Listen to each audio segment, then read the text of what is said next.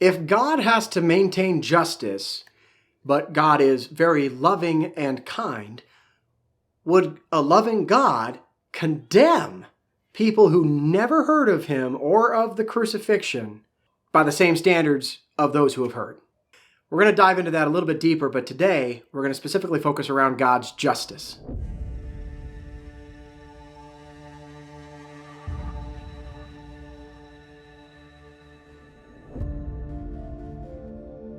Hi, welcome back. This is Chris F. Walker. We've been diving into one of the questions that I'd like to call an iceberg question. The reason why I'm calling them that is because a lot of times when people ask some of these questions, there's so much below the surface of everything going on with a question like it that they don't even understand that what they're asking is not a simple like 2 + 2, what's the answer? There's so many elements involved and all of them intermingle with each other and they all have to work together if it's going to work correctly. And so when you ask a question like, why would a loving God condemn someone who's never heard of him? What you're really trying to say is, explain to me how God is going to actually enact things like love and kindness and mercy when he still has to be things like just and righteous and true. So let's go ahead and dive into the scriptures. We're going to go back into Romans. Romans chapter 1, verses 18 through 23. For the wrath of God is revealed from heaven against all ungodliness and unrighteousness of men, who by their unrighteousness suppress the truth. For what can be known about God is plain to them, because God has shown it to them. For his invisible attributes, namely his eternal power and divine nature, have been clearly perceived ever since the creation of the world, in the things that have been made. So they are without excuse, for although they knew God, they did not honor him as God or give thanks to him, but they became futile in their thinking, and their foolish hearts were darkened. Claiming to be wise, they became fools, and exchanged the glory of the immortal God for images resembling mortal man and birds and animals and creeping things. So Paul makes the case here that all sin, all people are under the effect of sin. They're not under the authority of sin, they're under the effect of it. See, the thing about sin is that everybody has it.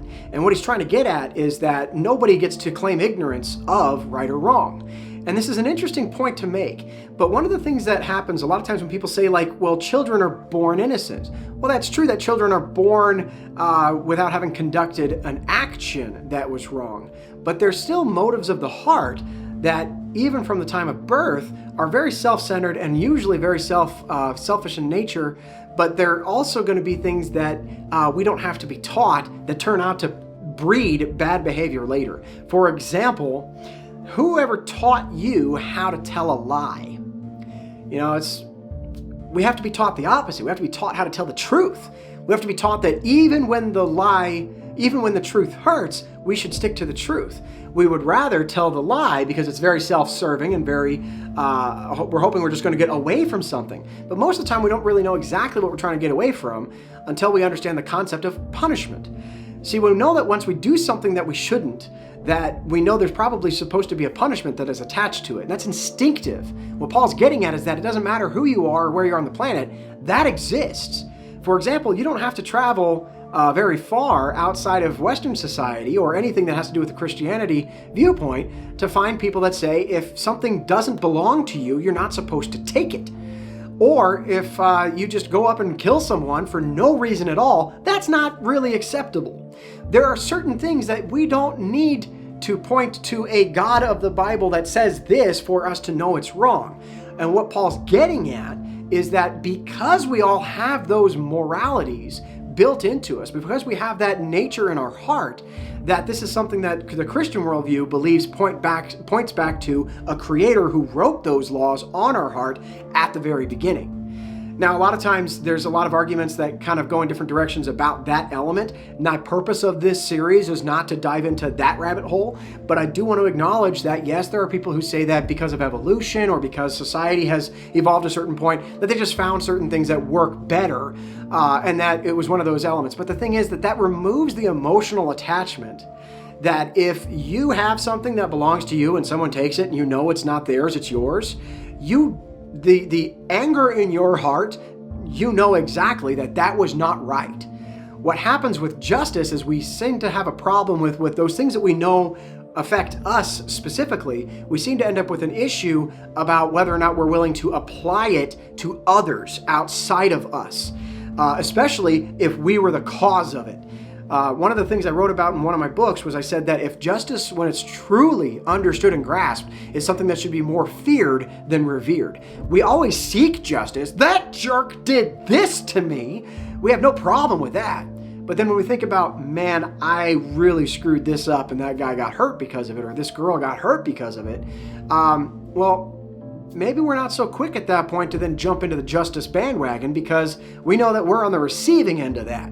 And so that level of justice when it comes to God, according to the Christian viewpoint, is it's no longer something that's personal. Now it's something that when it becomes personal, it's not between just you and you're hoping that no one finds out. You will become accountable to God, who knows everything. So what's personal to you and not to anyone else still remains personal because it's just between you and God. But the point is, you still got to answer to God. And that becomes the issue. So when we're discussing justice, what Paul is trying to say with this context is that nobody gets to claim ignorance when it comes to whether or not you did the wrong things in life. So let's jump back into the text, because now that Paul did a good job of kind of condemning us all, let's see what he says about how we're supposed to be made right. Romans 3:23 and 24. For all have sinned and fall short of the glory of God, and are justified by his grace as a gift, through the redemption that is Christ Jesus. So the point that he's getting at here is that the redemption of the cross is something that is a complete gift. But a lot of times people don't really have this conflict. Like there's a lot of different areas where people can get trumped up in this area. For example, let's say someone says, I accept that Christ died on the cross for me, but he doesn't know what I did and you don't know how bad it was. And truth is, I wouldn't wish for that kind of punishment on anybody. Well, that's true, but that doesn't stop that's what he did. What he did was he took the punishment so that you wouldn't have to. But the most important thing to remember in this context is that he took the punishment, not that he negated the punishment. He didn't take the punishment away. He didn't say, we're just not going to have a punishment. What he said was, I'm going to change where it goes. But it still had to occur. Because if we have any kind of an element of justice, then every wrongdoing has to have something that atones for it. And that becomes an element where people then this is one of the areas where also people tend to butt heads in a little bit, especially when it comes to the Christian worldview. Because one Christian worldview that's very important to remember here is that in the Old Testament, when sin was being atoned for, they were using a lot of animal sacrifices, but the key element in all of these sacrifices was blood. Blood over and over again in every element of the Bible is always the element that God basically kind of extracts in the physical context of how he's going to say this is what we're going to cost for sin. But the question is, well, why would blood be what we end up having to pay for sin?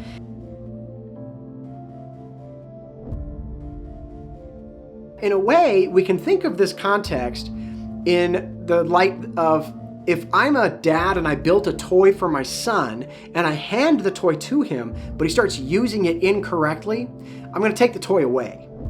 Well, if the Christian worldview believes that God is the originator of all life and he gives it to us as a gift, then when he gives us life and says, here's what I'm giving you to play with, and here's the rules to play with by, but then you turn around and you don't play followed by the rules, he's going to take the gift away.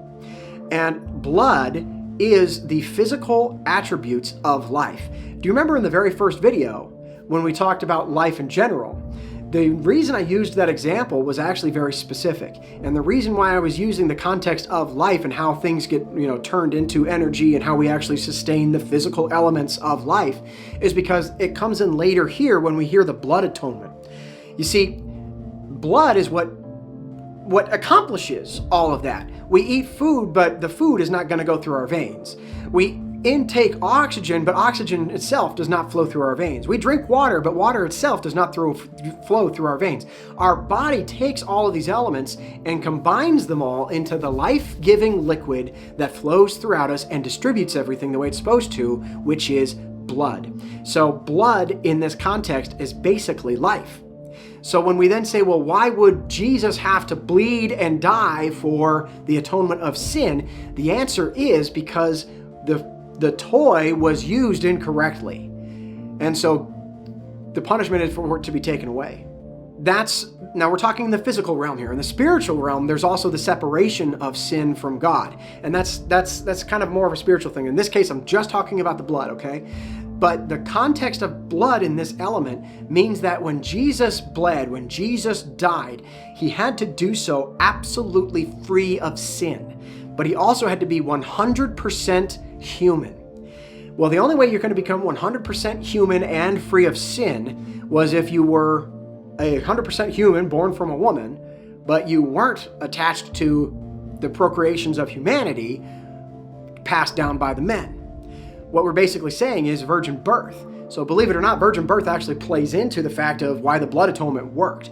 And the reason why we say this is because if Jesus had any sin, even one, any sin on him at the time of his death, then the blood atonement that he is paying out, the death that he is paying for, would have been for the sin that he committed, and it means that we could not transpose ours to him. He had to be free and guiltless.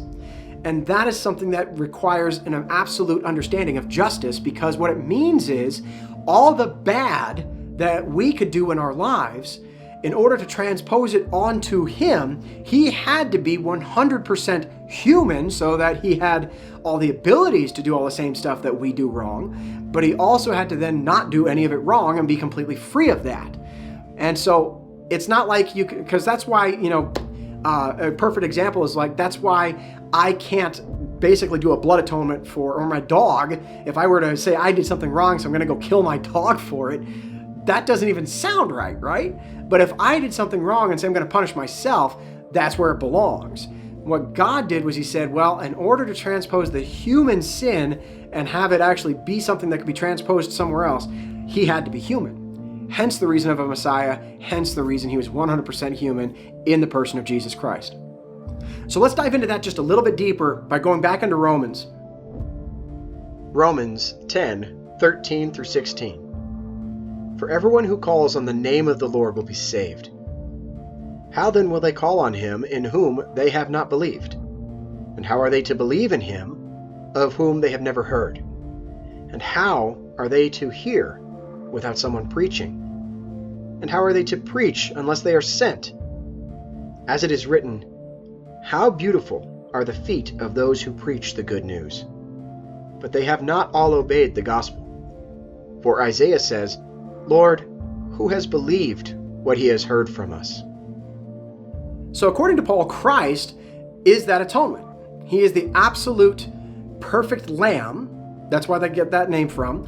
He's the perfect sacrifice, free of sin and 100% human, so that all human sin could be transposed to him. Now, the fun thing about this is that he also makes mention, Paul also mentions in his writings, that from one man all sin began.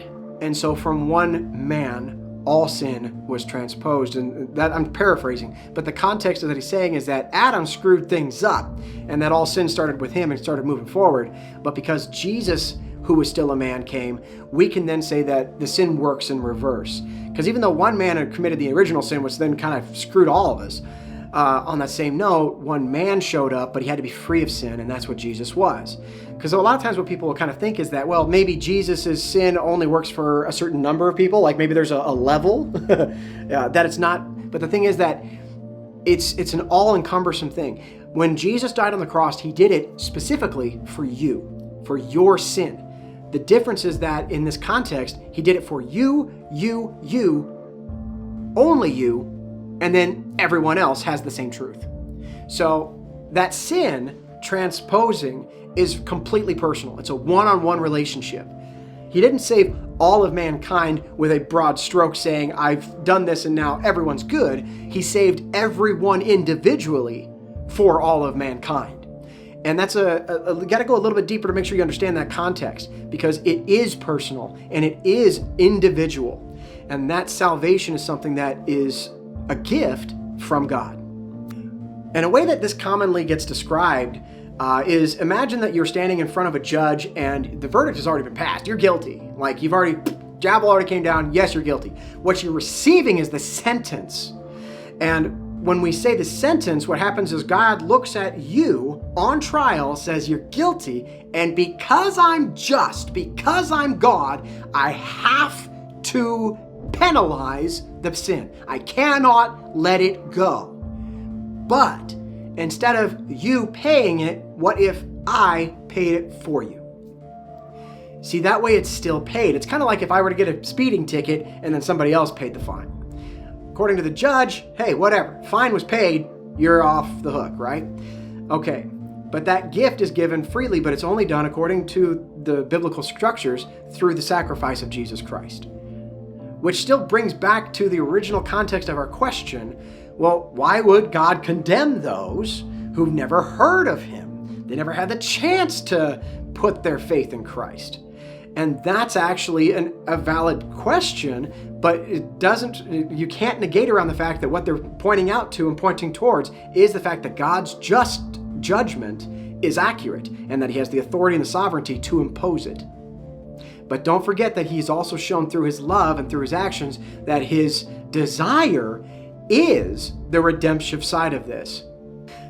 Now, when it comes to justice, because that's what we're focusing on for this video, I want to give you an example because sometimes people still kind of skirt around this. Remember that justice is not just individual, because we've been focusing on that throughout the context. But when it comes to an action that was done incorrectly, we also then have to take into account that justice affects other people. It's how things are made right through others, through relationships. So here's an example.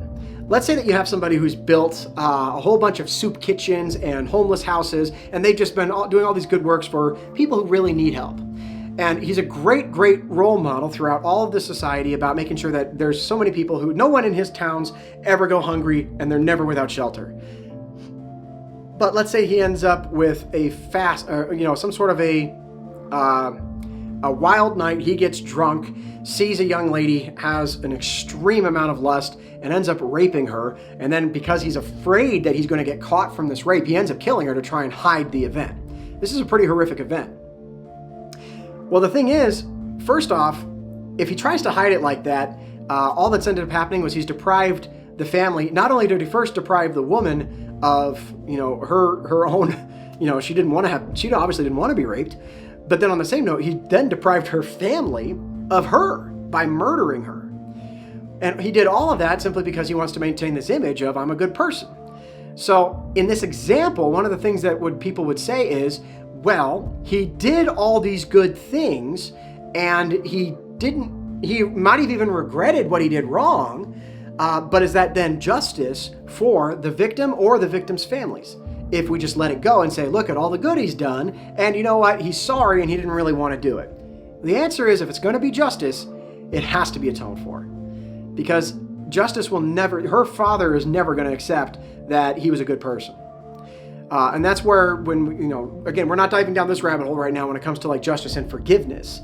And forgiveness is something that's, I'm not talking God's forgiveness, I'm talking here amongst us, how we choose to forgive. That's a rabbit hole that's totally different. I'm not diving into that one, but trust me, that's a can of worms that can be opened from this side. But as we stay focused on the concept of justice, what we have to remember is that justice must be served. Justice has to be enacted. If there is a wrong, it has to be made right. If it is not just. And when it comes to the context of sin, now we're not just talking about, sins can sometimes be things that affect other people, that's true, but sin's not directly against other people. Sin in particular is actually against God. How can you be reconciled to God? Because he doesn't sin, and when you sin, you hurt him. You've defiled him. And so again, let's take, if God is love, God is justice, then just by the nature of sinning, we have automatically been in contradiction, not to what he wants, but to who he is. And that contradiction is why sin is such a serious issue at the heart of the Christian worldview. Now, when it comes to how do you then avoid this judgment, well, the answer, and how do we be redeemed to God, the answer is actually given by Jesus himself. Let's jump back into the book. Gospel of John, chapter 14, verse 6 and 7. Jesus said to him, I am the way and the truth and the life. No one comes to the Father except through me. If you had known me, you would have known my Father also. From now on, you do know him and have seen him. So Jesus himself says he is the way. That's why when you hear a lot of people say things like, Jesus never claims to be God. Actually, in many, many different instances, Jesus points directly to the fact that he is the Son of Man, the Son of God, here on earth, God in presence, but in human form. He does allude to that in many, many instances. And when people will just say what he never does is he never comes right out and says, I am God. Well, you're correct. What he says is, I serve God the Father and I am the Son. But what he's saying is we are one, and he says that in multiple cases. But that still comes back to the question of, so does that mean then that if no one's ever heard of Christ and they have no way of putting their faith in him to be redeemed, will God automatically cast judgment on them? And again, that particular element is not specifically addressed in the Bible in the context of what they're asking. But that's why we do have to see things like, obviously God's love is at play here, but we do have other elements, God's justice, and things like natural law, things like morality. Those are all things that, and that's why when people ask me, hey, do you think a person can be moral without God? Absolutely. In fact, they already are. They have some morals built into them. The difference is that in the Christian world viewpoint, God's the reason those morals are there. He built them into them. That doesn't necessarily mean that they then turn around and say that they're their own morals. So that's an element that there's a detachment in how people view that one. But that's the Christian worldview, is that the reason we all have morals, the reason you can be a moral person even without necessarily believing in God, actually has to do with the fact that God made you to be a moral creature. Whether you choose him or not is a different question.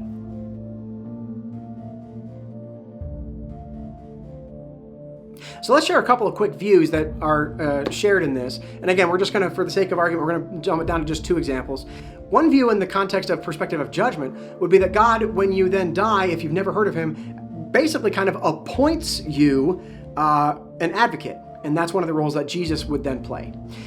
And in context, if we were to take that to kind of an example where we might be able to extrapolate a little bit more about that, it wouldn't be too dissimilar from one of the roles of where godparents kind of came from. It was the idea that, if the child's not old enough to really be able to account for their sins yet, that their godparents would be held liable for them. And that's why the role of the godparents was to try and really help with teaching morality and teaching God's rules and God's justice. And that's and then if the parents aren't there, because that's the primary role of a parent, obviously. So if the parents aren't there, this is who they can then rely on to continue that work.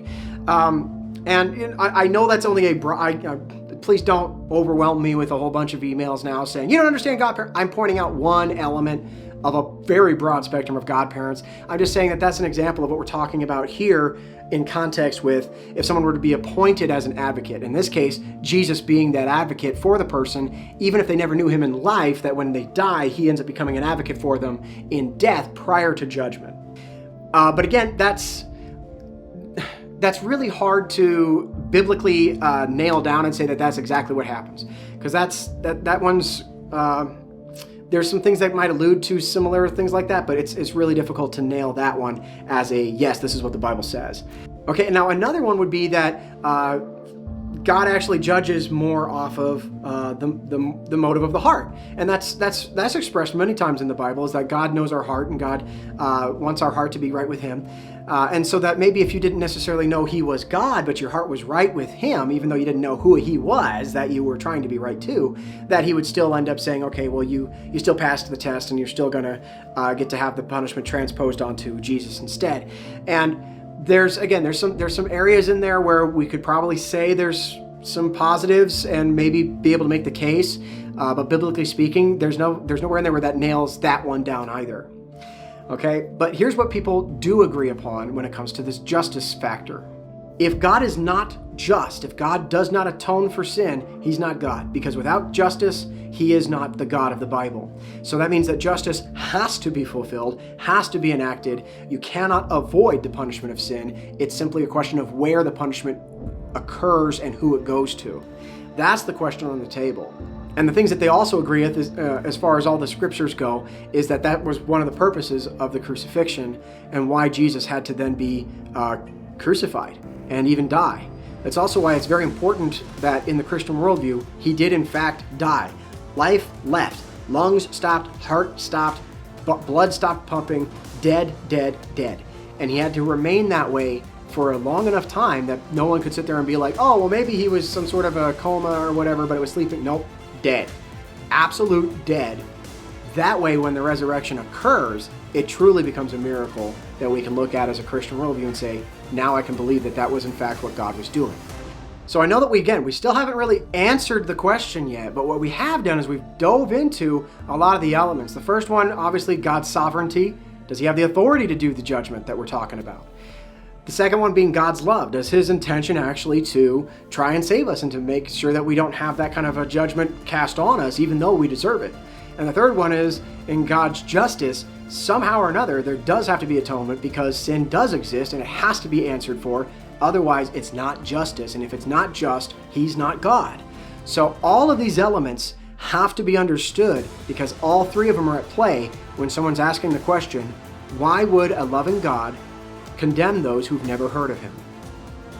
So we're going to jump into the final video. I hope you'll stick with me on that one because in the final video, we're going to kind of extrapolate some of the things we've learned about this, and we're going to see if we can actually come up with some conclusions. More importantly, though, we're going to try and share some examples and see if we can actually see this kind of concept in action. Okay? Take care. God bless.